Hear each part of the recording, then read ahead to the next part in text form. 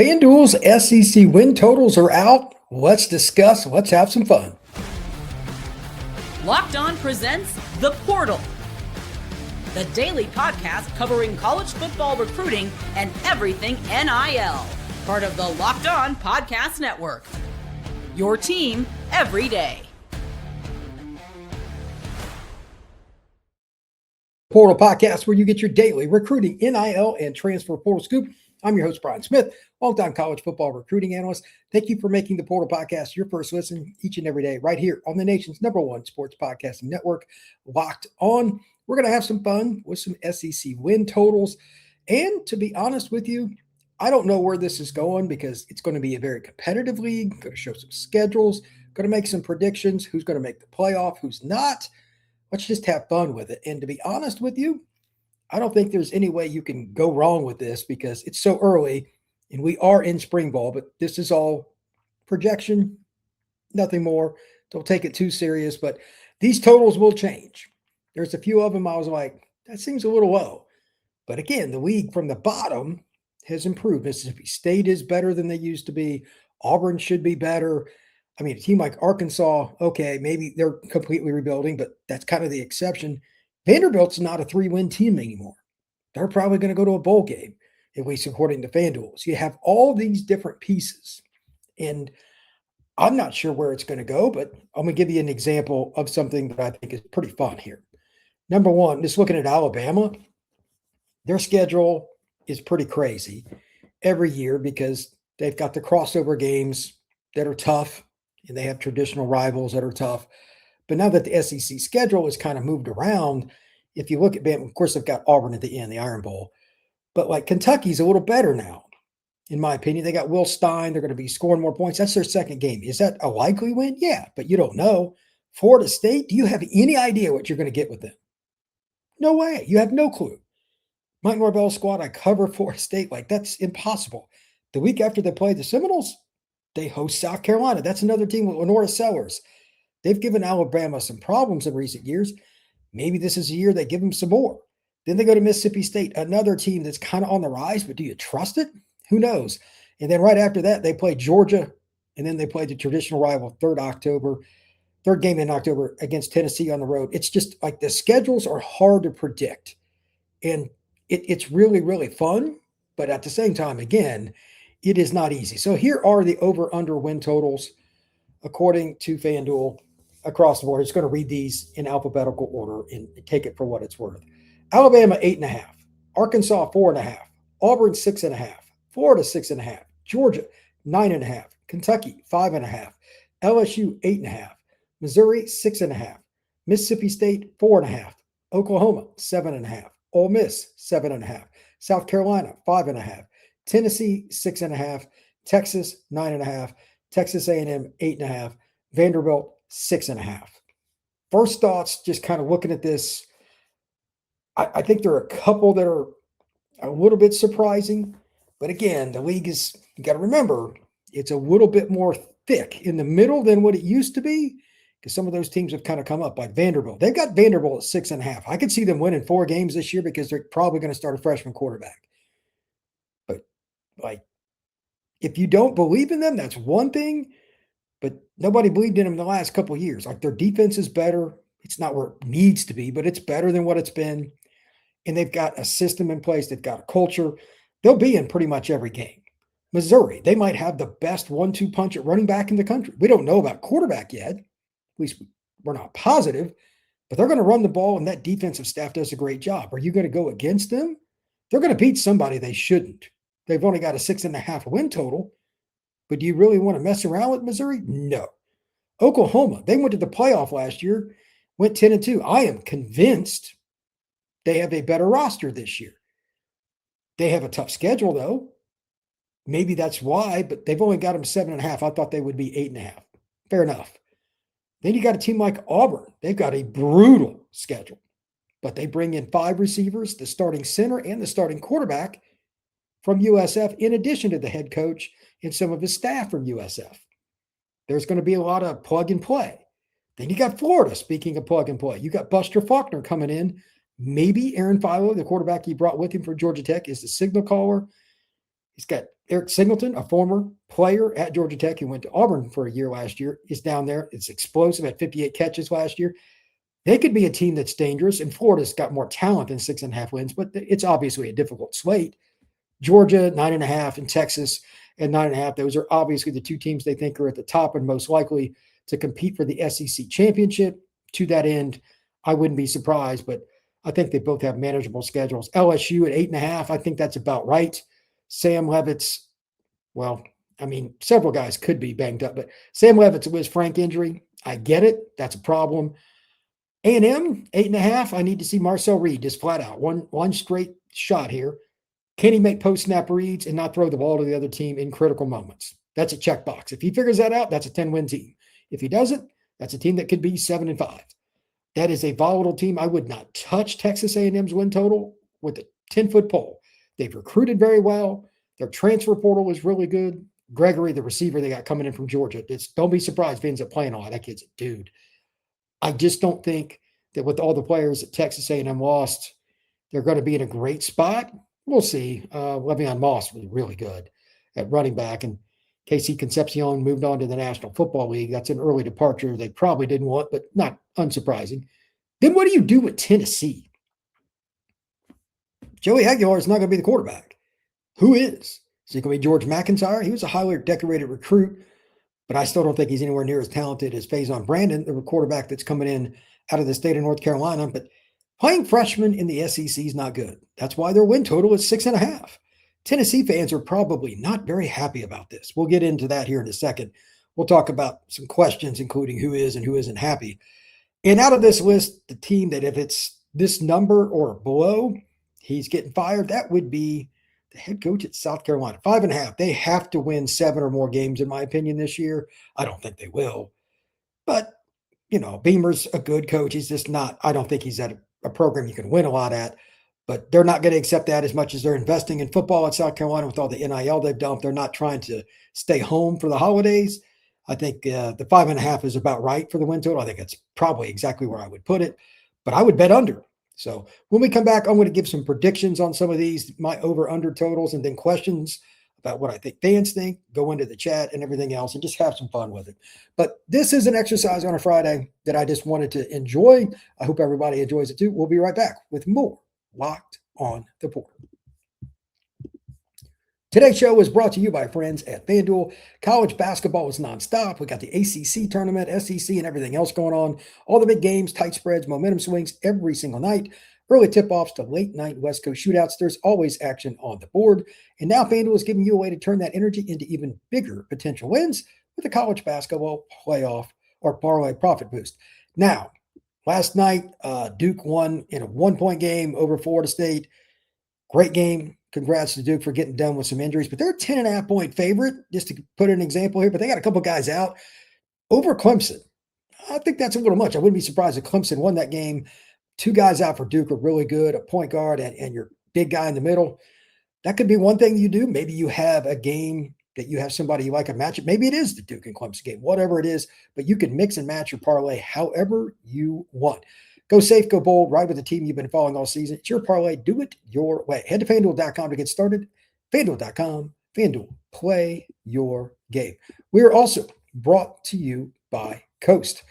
Coast is a great opportunity because it is giving Locked On listeners a chance to win up $2,000 in credit for your business when you get started today. If you manage a crew, HVAC, construction, landscaping, anything of that ilk, and you got trucks on the road, people that are using your cards, you already know how messy the gas and material spending can get. They get shared. Receipts don't always end up where they should. Month-end returns turn into a nightmare.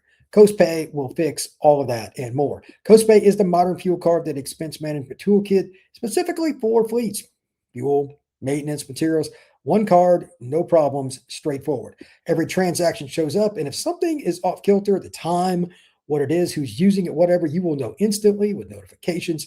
So that protects you from fraud, saves you a lot of headaches and a lot of time. Right now, Coast is offering customers up to $2,000 credit when you get started at coastpay.com/locked on. Again, coastpay.com/locked on college. To see how you can earn up to $2,000 credit, terms apply. Coast Visa Commercial Credit Card is issued by Celtic Bank. All card accounts are subject to credit approval. If you want to take your game to the next level, make sure you check out the Everydayer Club down below in the description. A couple of the key parts here. Right now, you can get a free month with the word March. It's very simple. Just head over and check it out. Locked On the Portal is more than happy to have everybody come in, and we're going to do stuff with March. I'm going to talk a little bit about the NCAA tournament here at the end of the show because it's just fun, and that's what March is about. But on top of that, just to be clear, here is everything that you need to know right here across the bottom. Theportal.supercast.net or .com, excuse me, theportal.supercast.com. Head over there. You can get everything that you need to check it out, but you're going to get free ads, or excuse me, free podcasts on the go with no ads, $5 a month or $50 for the year. It's pretty straightforward. And there's a Discord and more. Check it out in the link down below. Everybody has their own thoughts about everything that's going on with these totals. I have a few thoughts of my own. I just want to make a few predictions. Number one, Alabama's schedule, and I'll go, matter of fact, I'm going to go ahead and just kind of share my screen here. We're going to have some fun with this. Alabama's total, I think it's fair, but Alabama, if they win 8.5, if they win 8, he's in trouble. If they win 9, he might be in trouble. But the only games they're probably going to be underdog, possibly Georgia would be like a 1-point underdog, and maybe at LSU. Those are the only two. Tennessee, they're not going to be an underdog, A&M, etc. 8.5 seems low to me. I would go over on that. I think a 10-1 season is very possible, even if they lose the Georgia game. I don't think this schedule is as hard as some of the others. Now, does that mean that there's not some other opportunities for them, again, like I mentioned earlier, to flounder? Florida State, South Carolina, etc. Yeah, they probably could. They probably could. But at the same time, it doesn't matter which ones it is. Alabama fans expect to win every game. So that's an interesting schedule, but not one that's, in my opinion, all that difficult. Speaking of the Iron Bowl, Auburn, their schedule is definitely more difficult. They got Baylor to start the year in Atlanta. Florida, third game of the year. I think Florida's roster is as good, if not better, than Auburn's. But it's in Jordan-Hare up in Auburn, Alabama. That's interesting. They've got Vandy at home. But they don't have Diego Pavia. They got Tennessee on the road. I would have picked them to have lost that game, but now I think they'll win it. Then they get an open date. But then the gauntlet, the 3-game gauntlet. Georgia on the road, LSU at Ole Miss. That is not very friendly. If Auburn just loses those 3, though, they would be in a pretty good spot because you got Arkansas, Mississippi State on the road, Samford.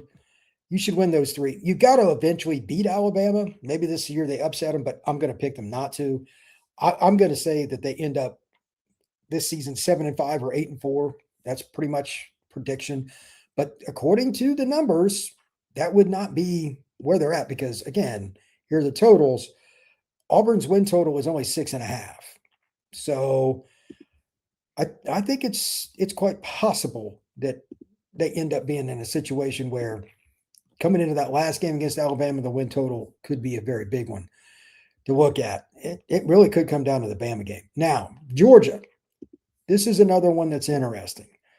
No offense to Tennessee State, Western Kentucky, those are wins. Arkansas on the road, no problem. The Oklahoma game at home, that ought to be pretty interesting. Should be a lot of fun because that defense is going to be, it could be the 2 best defenses in college football, actually, in that game. Take the under. Vanderbilt the week after should be a win, but then they go to Bama. They got Auburn at home, then an open date. They play Florida in Atlanta. They've moved that. It used to be in Jacksonville. Now it's going up to Atlanta. They go to Ole Miss, host Missouri, at South Carolina, Georgia Tech. I think this schedule is manageable. If they do not win 10 games, I will be almost shocked. Here's why. Even if they lose to Bama or they lose to Florida, etc., they've got too much talent. They got a really young defense last year. You've got a graduate student at quarterback. Kirby is obviously a very good coach, and he's still got Schumann on the defensive side. Oklahoma's at home. Auburn's at home. Missouri's at home. Georgia Tech's at home. Like, there's just not that big road game other than Bama that I'm super scared of. Ole Miss, I think they have a chance to lose, but they'll probably be the favorite there. Let's just say they lose to Bama and Ole Miss. That would still be 10-2. Those are the only two games they have a chance to be the underdog, or I think they might lose. Oklahoma possibly, but I doubt they're going to lose that game early in the year. We'll see, but I'll take Georgia. So I think they're going to go over. And again, their total is 9.5. Next up, this is another fun one. If you really want to look at something that back end is really intriguing, it would be Ole Miss. For their schedule, they've got LSU third game. That'll be the Lane Kiffin Bowl. You got Florida the week after. That's a dangerous game because all your emotion in the prior week. You get a bye. That's good. But then you go to Vandy. You got Missouri at home, at Texas, not friendly. They got Auburn and Georgia at home, at Oklahoma. I think the back end of that schedule is a little tricky. They're probably not going to respect Missouri. They should. And their old quarterback is going to be the quarterback there. Texas on the road, that's self-explanatory. Auburn, that's a tricky team this year. Byron Brown, even though it's a home game, Byron Brown and all those receivers, they're going to be able to score some points. Georgia, kind of self-explanatory. And then you've got Oklahoma. They have to win that Auburn game because Texas, Georgia, and Oklahoma are all teams they could lose to. And earlier in the year, you got LSU and Florida. Not an easy slate for Ole Miss. And then finally, Texas. This schedule, especially because you got Ohio State, second game of the year, is brutal. Ohio State at Tennessee's on the slate. They got Oklahoma, the Red River shootout. That's a great game. I need to get to that game, actually. Florida's at home. Ole Miss is at home. Mississippi State, that should be a win. So you got that 3-game homestand in October. But then the gauntlet at the end, you got at Missouri. Don't take them for granted. At LSU, that's self-explanatory. And then Arkansas, you get your one basic win, but you got to go to A&M. You beat them the last 2 years. That could be a team goes home or gets to the playoff either direction, which is why it's such a cool game. But that last 4, Arkansas is the only one you should smash somebody. That'll be really intriguing for the Texas Longhorns.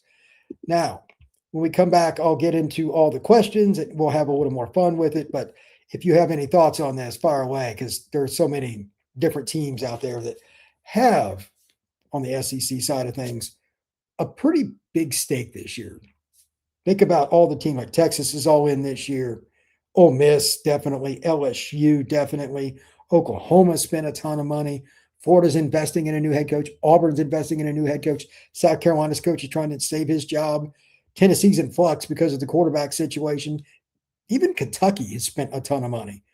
It is wild. So when we come back, I'll get out the questions that I have for fan bases, what you guys think. That is next right here on the Portal Podcast. Today's show is brought to you by our friends over at Indeed. Workplace chaos, deadlines stacking up, inbox overflowing, and the one position you have to fill is still sitting open. When the pressure's on and you need the right hire, this is a job for sponsored jobs. Indeed Sponsored Jobs helps you reach the people who actually fit what you're looking for, skills, experience, location, so you're not just hoping the right candidate stumbles across your post. And here's a stat that says it all. In the minute that I'm speaking with you, 27 hires on average per Indeed's data will be hired by companies like you. That's impressive. So if you're hiring, spend less time searching and more time interviewing candidates that check all your boxes with Indeed Sponsored Jobs. All listeners to this show will get a $75 sponsored job credit to help your job reach the premium status it deserves at Indeed.com/podcast. Indeed.com/podcast right now and support our show by saying you heard about us on this pod. Indeed.com/podcast. Terms and conditions apply. This is a job for Indeed Sponsored Jobs. And we are also brought to you by our friends over at the 5-Hour Energy Draft. This is one of the most fun ads that I do because, to be honest, I love all the different flavors they have with 5-Hour Energy. And the 5-Hour Energy Draft is cool because we got 18 different flavors to choose from, including new options like Fruity Rainbow, Confetti Craze, Cotton Candy. There's something for everybody. Even if you're a traditional person like me, they like flavors like cherry. It's awesome. The board is set. The flavors are ready. And my number one pick, as it is every day, is Blue Raspberry. But exploring the board, kind of looking at some new flavors, berry. Big bold berry flavor, slightly sweet and very fruity flavor, classic mixed berry with notes of raspberry and blackberry. Just to give you an idea, I also think that there are several others that people are going to like. Grape is awesome. Cherry is awesome. And strawberry banana. And of course, peach mango. Whatever it is you want, find your new favorite 5-Hour Energy shot available online at 5hourenergy.com or over at Amazon. All right, let's go into the questions and have some fun. Based on all the win totals, which fans are angry due to that total? This is probably the one that's most intriguing. I would say South Carolina, because 5.5 is not going to make anybody happy. They're not going to accept that. He's getting fired. Even if he gets to 6, I'm not 100% sure 6 is going to get it done. Looking across the board there, I'm curious what Vanderbilt thinks of 6.5. Their fan base, maybe not so happy. Arkansas fans, new coach, probably aren't going to say much. I'm curious about Mississippi State at 4.5, but Oklahoma fans will lose it if they even get over this total of 7. They have to win 10 or he's going to be back on the hot seat. Oklahoma fans have an expectation that does not match what FanDuel thinks, I can assure you. Florida at 6.5, they won't be happy with 7 wins, and they shouldn't be. That's a team that could win 8 or 9 games. It's possible. Georgia at 9.5 is right where they should be, but their fan base thinks they should never lose a game. Georgia fans are not very easy to please, so that's a possibility. LSU only wins 9 games. That fan base will not be happy. That's the total they would have to get to surpass 8.5. Curious about that one. Texas A&M fans. That one, I don't know. 8.5, and they got a tough schedule. Maybe they would be up. I don't want to say unhappy. Maybe even just completely ticked off with 8 wins because they were in the playoff this last year, but they didn't win. That's a problem. Texas is all in, so even 10 wins, I'm not sure that would be. I think they got to go 11-1 or better, and that includes a win over Ohio State. Like they want to pound their chest, just my opinion. So it is what it is for them. Easiest to pick the over. Okay. Ooh, which one would you go with here? The over? I would go Oklahoma first, Florida second. After that, there are a few. I mean, I think Alabama will win more than 8.5. I think they'll win 9 or 10. I think Auburn's about right. Kentucky's about right. LSU's about right. Missouri's about right. I'd go under on Vandy, but that's the other part. Which one? Definitely under. I would go under on Vandy. Probably people are going to be mad at me for this, but Mississippi State and Arkansas, I would go under. South Carolina, I would go under. I could see Tennessee at 6-6. If that happens, there's going to be some questions have to get answered, even if there's a freshman quarterback, because there's no such thing as a rebuilding year. So we did both. Easiest to pick the over, now the under. Too difficult to predict, and then the playoff teams. The hardest one to predict, I'd say Kentucky's right where it needs to be at 5.5. I think that's right on the money. By the way, I'd go over on Ole Miss too. 7.5 too low. Right where it should be. Tennessee's probably right because of the quarterback flux. I don't like that in either direction. And then on top of it, I'd say that the Georgia one's about right. They'll probably win 10, but they always go with the halves because they don't want to have anybody push. They want there to be a winner or a loser. So I'm curious about it. It's pretty interesting here.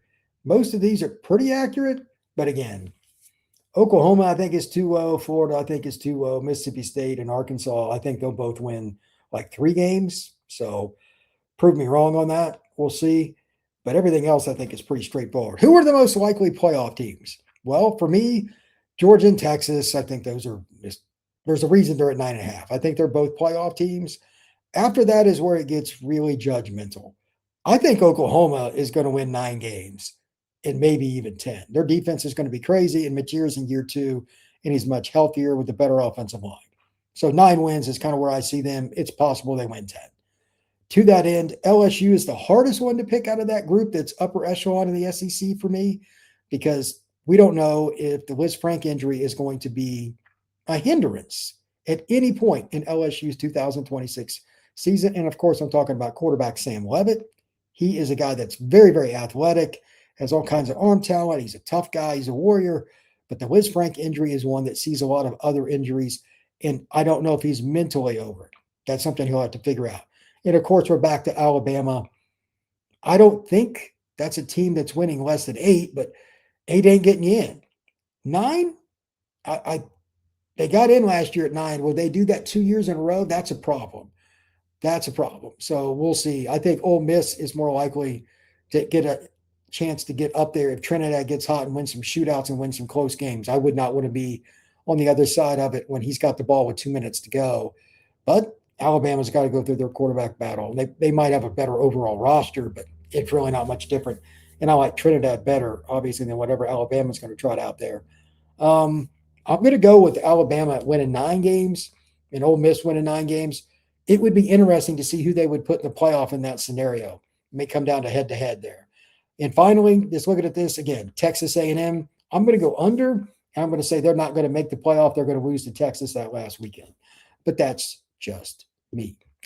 Thank you very much for checking out the Portal Podcast. Just wanted to do something a little different, have a little fun today, a little SEC action. I don't know what you guys are doing, but I'm going to go watch the ACC, SEC, Big Ten tournaments. Just go to a local sports bar and enjoy it this afternoon. Please enjoy that tournament because it's been a lot of fun. And if you didn't hear me earlier, the ACC tournament tonight, Clemson's 10.5-point underdog to Duke. Is that too much? Duke has not 1, but 2 players out. That's a pretty good basketball team to be missing a big and a guy that handles the ball all the time. That's rough. We'll see how it goes. But thank you very much for checking out the Portal Podcast. We will see you again soon.